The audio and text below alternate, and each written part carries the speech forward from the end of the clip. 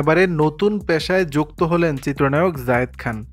জুলাই আগস্টে আন্দোলনের আগে থেকেই মার্কিন যুক্তরাষ্ট্রে অবস্থান করছেন ঢাকায় চলচ্চিত্রের আলোচিত চিত্রনায়ক জায়েদ খান।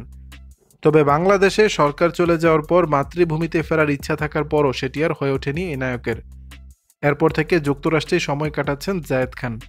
শুরুর দিকে কয়েকটি শোয়ে পারফর্ম করেছেন, বেশ ভালোই দিন কাটাচ্ছিলেন। এরই মধ্যে নতুন খবর জানালেন জায়েদ খান। নতুন পেশায় যুক্ত হয়েছেন বলে জানিয়েছেন তিনি। নিউ ইয়র্ক থেকে প্রকাশিত বাংলা সংবাদপত্র ঠিকানায় যোগ দিয়েছেন জায়েদ খান।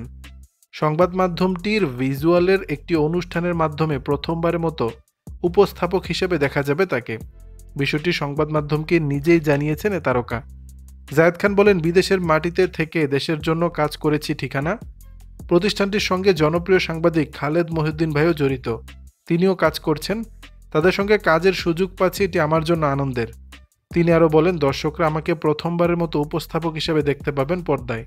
এ নিয়ে আমিও অনেক এক্সাইটেড, একই সঙ্গে আবার কিছুটা নার্ভাসও, কেননা দর্শকরা আমাকে কিভাবে গ্রহণ করবে সেটি দেখার জন্য অপেক্ষায় আছি।